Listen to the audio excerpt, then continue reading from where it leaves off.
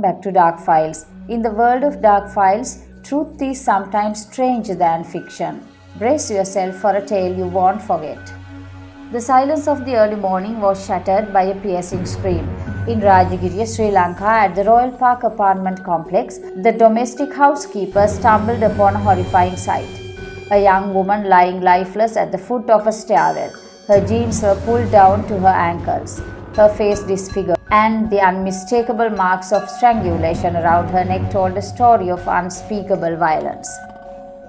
Panic set in as residents of the building rushed to the scene, the echo of hurried footsteps and rushed whispers filling the air. The victim was quickly identified as 19-year-old Yvonne Johnson, a Swedish Sri Lankan woman known for her bright smile and friendly personality.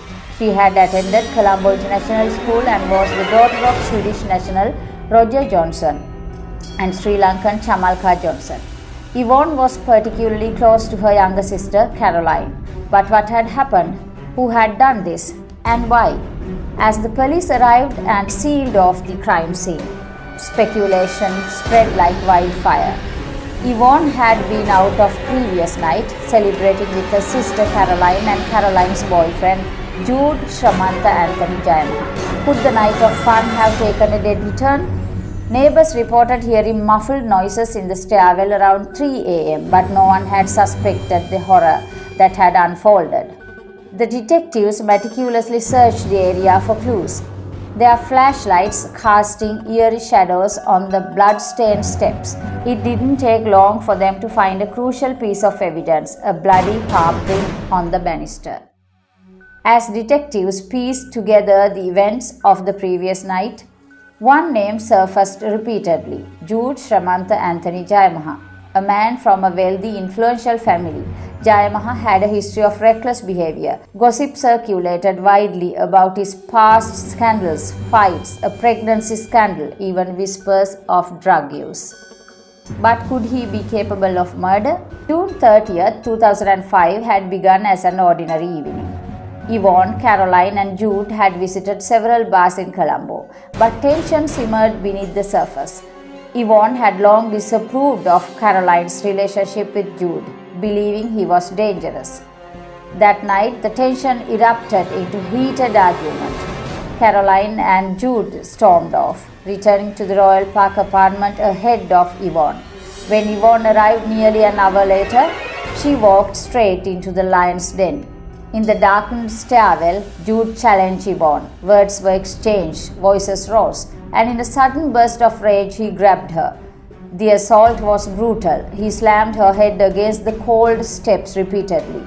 As she struggled, he overpowered her, and in a final act of merciless violence, used her own jeans to strangle her.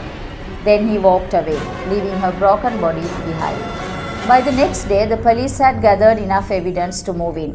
When they arrived at Jude Jayamaha's home on July 2nd, he was calm, composed even. But the blood evidence, combined with security footage and forensic reports, sealed his fate. The media exploded with the news. Wealthy young man arrested for brutal murder of Swedish Sri Lankan woman. The courtroom was packed when the trial began, the public hanging into every word. In 2006, Jayamaha was found guilty of unintentional killing and sentenced to 12 years in prison. But justice was not done. The prosecution fought back, arguing that this was not a crime of passion, it was cold-blooded murder. In 2012, the courts agreed, upgrading his sentence to the death penalty. But in 2019, an even bigger shock came. Maithripala Sirisena, who was serving as the president of Sri Lanka at the time, issued a pardon for Jayamaha, setting him free. A presidential pardon is a legal act that allows a convicted individual to be released from their sentence. It is typically granted under special circumstances, such as wrongful convictions, good behavior, or humanitarian reasons. However, in this case, the pardon triggered public fury, as many believed that Jude Jayamaha's release was unjust. Sirisena had been elected in 2015 as a reformist leader, promising to curb corruption and restore stability to a nation recovering from decades of civil war. However, his presidency became entangled in controversy. marked by political infighting, allegations of mismanagement, and growing public discontent. His decision to pardon Jayamaha came at a time when his administration was facing intense scrutiny, further fueling nationwide outrage. Critics argued that the pardon was not based on merit but on political influence, as Jayamaha's family was believed to have connections in high places. The case became an obvious example of high power and privilege could manipulate justice in Sri Lanka. Many questioned whether the judicial system truly served to people or only those who could afford its favors. The nation erupted in protest. Yvonne's family, still grieving, was devastated.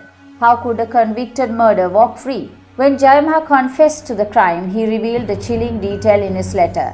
He had suffered deeply due to his parents' divorce. This, he claimed, had left him emotionally damaged. But was that truly the reason for such a brutal act?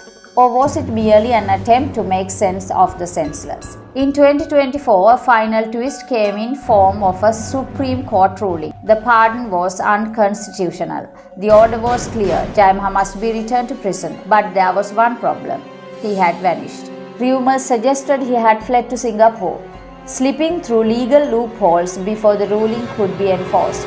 The Sri Lankan authorities are still hunting him down, but for now, justice remains subtle.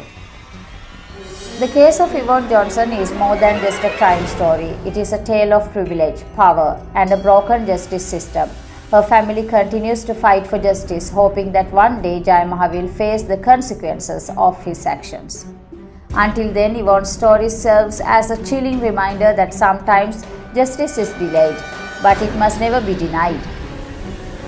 And so the story of Yvonne Johnson remains one of the heartbreak and unanswered questions. We may never fully understand the why or the how, but we will continue to seek the truth. No matter how dark it may be, her memory will live on in our pursuit of justice. Thank you for joining us on this chilling journey. Stay with us for more stories that will send shivers down your spine. The darkness is never truly far away. Yvonne, we remember you, and we won't forget the fight for justice that still lingers in the shadows.